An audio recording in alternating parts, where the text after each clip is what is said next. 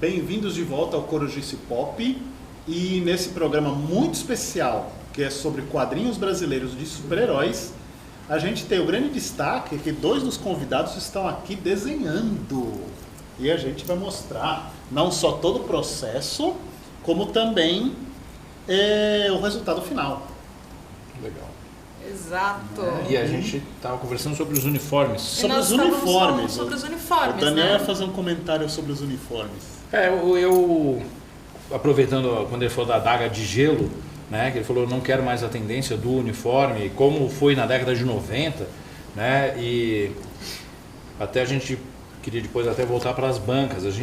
A nossa geração tinha muito contato com o quadrinho nacional nas bancas. Era possível encontrar revistas em preto e branco com grandes mestres, Shimamoto, Mozart Couto, Watson Portela. Então a gente foi alimentado pela produção nacional e a gente tinha desejo de ver super-heróis. Virou uma tendência, desde que o Wolverine fez a piadinha do spandex, você quer usar o que? Roupa colante? As pessoas se afastaram disso. Então as pessoas elas abandonaram essa coisa do uniforme. O que eu quis? Quis fazer a entrega para depois poder brincar. E você acha que você vai fazer o caminho ao contrário? Eu não vou fazer o uniforme e um dia ela vai ter o uniforme? Eu acho que é porque eu mudei a proposta do personagem.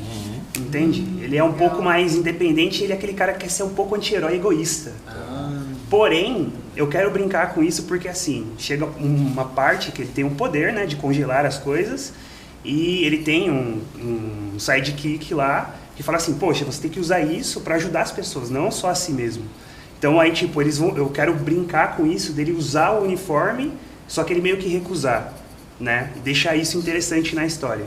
Mas também abordar, né, o porquê do uniforme ou o porquê não usar o uniforme, né, e tentar colocar isso no que o Daniel está falando, né, que às vezes tem gente que naquela época que ele estava falando, eles queriam ver as pessoas com uniforme, né, e fazer essa crítica assim, por que não ou por que sim? O uniforme ele é iconográfico. Sim. Né, ele é uma característica do personagem. Ainda mais de super-herói. Ainda mais de super-herói. Quando tiraram, eu fui um dos caras que mais clamou a falta da cueca do super-homem. Sou fã de quadrinhos, mas tinha gente que defendia ele sem a cueca. Só que é iconográfico, as crianças identificavam o uniforme com aquelas características. Eu só desenho Super-Homem e o Batman com cueca. Legal. O que eu acho interessante, no primeiro filme dos X-Men, todo mundo de preto e tudo, né? Agora, poucos anos depois, teve um episódio de Smallville que eles introduziram a Sociedade da Justiça e os uniformes eram idênticos aos dos quadrinhos.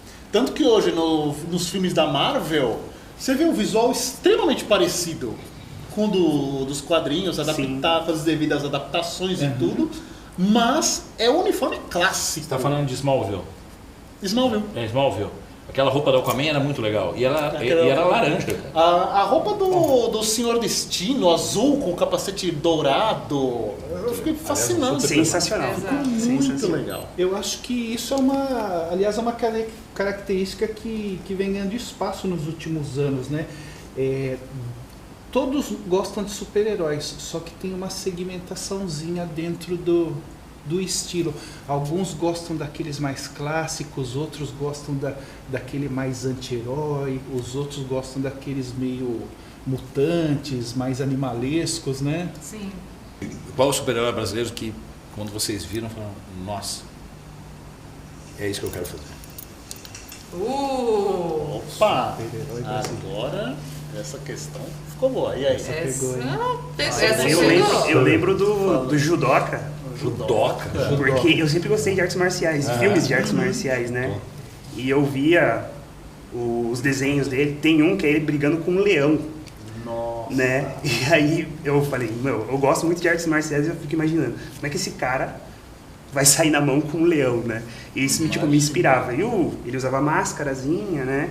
E a roupa também meio colada com um kimono branco por cima, assim, né? Aliás, tem um filme do Judoca. Tem um filme do Judoca? Tem um filme na década de 60. Esse eu não vi, Um filme em preto e branco do Judoca. É difícil de encontrar e é legal, cara. O cara gosta de Judoca.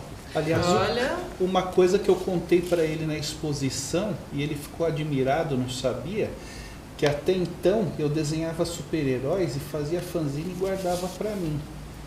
Eu comecei a pensar profissionalmente nisso depois que eu vi os personagens do Walter Jr. Olha que legal. Quando ele lançou o Semideuses. Semideuses e depois o Sagaverso, que é outro artista fantástico que está lá na exposição com a gente também. Legal. Eu lembrei de um aqui. Eu acredito que era brasileiro, o Zodíaco. Zodíaco, do Jaime Cortez. Do Jaime Cortez. É verdade. Maravilhoso, aquele álbum é maravilhoso. Cara, então, quando eu li aquilo ali, primeiro que eu gosto muito daquele estilo de desenho.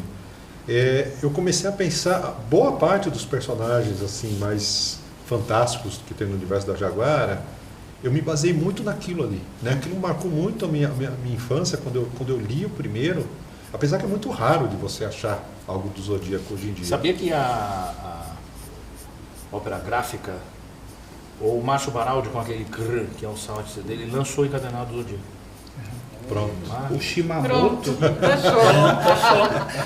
Achei. o Júlio Shimamoto, que é um mestre dos quadrinhos nacionais, me contou certa vez que parece que o Zodíaco ele fez direto no nanquim. Ele não fazia lá, porque o traço dele é bem telegráfico, assim, é direto, sabe? Olha. Quase igual ao que eu tô vendo aqui. Quase igual. O interessante é que tem muitos Aliás, super-heróis. vendo daqui tá lindo, viu, gente? Nossa, vendo aqui o Eu tô trabalho aqui dos artistas acompanhando. tá sensacional. Uma coisa interessante é que tem vários super-heróis que a criação deles já foi há muitos anos. O próprio Judoka, Velta, o Gralha também, né? Raio Negro, Raio Negro. Raio Negro, Homem-Lua. Homem-Lua do Gedeone Malagola, O Capitão O 7. O Capitão Capitão Sete, né? que teve seriado, inclusive. O Capitão nos anos Estrela. 60. era um personagem que também fazia um sucesso bacana. O Capitão Estrela, ele foi um pedido da fábrica de brinquedos Estrela se eu não me engano, acho que foi pro não foi pro Zala, Não é do Gedeone. mas foi um pedido da própria Estrela que queria um personagem para apresentar os brinquedos nas revistas em quadrinhos. Uma coisa mais ou menos assim, não foi? A galera vai sair correndo agora. Sabia que o vilão do Capitão Estrela no seriado, porque tinha um seriado também. O que a gente está falando é o seguinte, a mídia. Eu quero resgatar isso que é importante. Eu estou desenhando, a gente perde algumas coisas, porque fica. A mídia tinha espaço para a produção nacional. Raio Negro vendia tanto ou mais do que o Super-Homem. Sim. Tá? Então, Isso é o que eu quero importante dizer? falar. A geração da década de 60 ele era um piloto da FAB. Eles tinham uma identidade de que no Brasil podia ter histórias fantasiosas. Né? Mal sabia que não ia ter esse domínio da Marvel, da DC, que hoje a molecada cresce com essa... É um domínio mesmo de marcas, né? Então, mas o Brasil já teve um momento de resgate da sua identidade. E eu estava falando do Capitão Estrela, o Lima Duarte era o vilão do seriado. Nossa. Do Capitão Estrela. É um dos primeiros... se você olhar, ele era inspirado no Ming, do Flash Gordon, mas... Cara, imagina o que teria sido se a gente tivesse continuado, se não tivesse sido tolhido. Também dá um programa de umas 4 horas, se a gente for falar o que foi a década de 80 e a década de 90 para a cultura e para a identidade nacional. Se as décadas posteriores tivessem tido essa aposta no material nacional, hein? Material nacional. Seria muito melhor. Hoje você teria mais espaço, teria um melhor mercado, um mercado até mais diversificado, o pessoal poder escolher, né? Poder ter mais material para ver, para ler, para conhecer, não só os americanos, mas produção nacional também, né? Tem gente que não gosta. Tem gente que não gosta do material nacional, que acha que super-herói tem que ser feito só lá fora, porque é uma coisa americana. E para isso eu uso o Orson Scott Card. Eu estou no meio de escritores aqui. Vocês conhecem o Orson Scott Card, do Jogo do Exterminador. Ele viveu no Brasil durante uma missão. E ele teve contato, ele viveu na Bahia, se não me engano, e ele teve contato com toda a nossa cultura, com o folclore, com a nossa religião. E aí, numa das entrevistas, me perdoem, me falha qual é a revista que ele escreve, essas coisas de sebo. Ele fala que o problema do brasileiro é que ele não se permite transportar a realidade para a ficção. E a gente viveu disso muito tempo. Hoje as coisas estão mudando. Tá. Sim. Hoje as coisas estão mudando. Estamos em 2019, nunca é tarde para mudar, né? Pra ter mais Mas espaço. olha aí, o Oscar Scott Card acho que viveu no Brasil quando eu nasci, em 72, uma coisa assim. Olha Ele já falava isso da nossa cultura, da nossa forma de pensar. Né? Exato. Com a vinda aí do Catarse, dessas plataformas de patrocínio, Melhorou bem, né, começou a situação. abrir a cabeça do leitor para outra produção que não fosse aquela das majors, né? E com a aposta de heróis nacionais que foram para o cinema, tudo, aquele preconceito que havia antes começou a ser quebrado. Finalmente, né? Hoje em dia a pessoa chega em frente à sua revista de quadrinhos, ela quer saber do personagem em si e não comparar, sabe? Essa comparação é mais naquele meio, naquele nicho de fãs muito específico, sabe?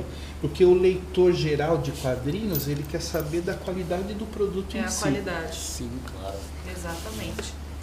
Uma coisa assim que eu sempre, nas minhas aulas, assim, eu conversava com os alunos, era quando eu falava de quadrinho nacional, que eu sou defensor que assim, não é só porque é nacional que a gente compra qualquer coisa, porque tem muita coisa ruim. Como claro, tem muita coisa ruim, de fundo. Marvel, né? DC. Sempre. Aí tinha alunos que falavam, mas tem uns personagens brasileiros que os nomes são muito toscos. Aí eu citei uma série de personagens com nomes toscos também. Por exemplo, aqui no Brasil nunca emplacou a Xana, por questões óbvias. Você tem o Homem Absorvente, Assim, né? Pois é. Então, assim, por questão de nome também, a gente tem um problema lá. É né? só procurar aqueles personagens bem secundários, né? Que você vai achar nomes bizarros Nossa. também. Pois é, mas o que eu acho que está mudando bastante, né, principalmente na área mais de heróis e heroínas, é que o autor ele tomou mais consciência e ele está caprichando mais no próprio material. Sim, Né? isso é A gente tem essencial. uma coisa acontecendo entre nós que são os crossovers. Né? Tem gente que não Sim. gosta, mas eu acho que é muito bacana. É legal. Você coloca um Ótimo. personagem seu com outro, você divulga um, divulga o outro, você capricha mais. É um encontro. O encontro, não pode falar, desculpa, encontro, né? Desculpa. Aliás, A gente muda bastante, né? aliás, tem essa coisa entre nós mesmos de tipo assim, cara, dá uma arrumadinha aqui, uma ajeitadinha aqui, Exatamente. não Fica, lança nada para queimar o filme, entendeu? É. Tem essa preocupação entre a Tem. gente da qualidade, Tá né? certo. Tem. Tá certo. Gente. Bom, gente, eu quero pedir para vocês mostrarem os desenhos, as artes aí. Fantásticas. Isso aqui é um Que presente para infelizmente, vocês. Olha. obrigada. Infelizmente obrigado. nós encerramos o nosso tempo. Que olha, dava pra fazer uma temporada inteira Mas, ó. nesse Do tema. Essa daqui Olha. é a capa branca, né, para eventos, Show. então o pessoal pede para os artistas fazerem os desenhos, e essa é a capa que foi para as bancas. Que Né? show. Essa aqui é uma edição, é uma tiragem limitada, exclusiva para eventos. Que show. Sensacional. Sensacional. E a arte do Tormenta, E a arte doido. do Tormenta. Que aliás tem ganhado um público feminino muito importante graças a seu cabelo estilo John Wick. Opa, sensacional. E Legal, é gente. isso aí. Muito E- obrigada a todos. Muito obrigado a todos. Foi um grande prazer.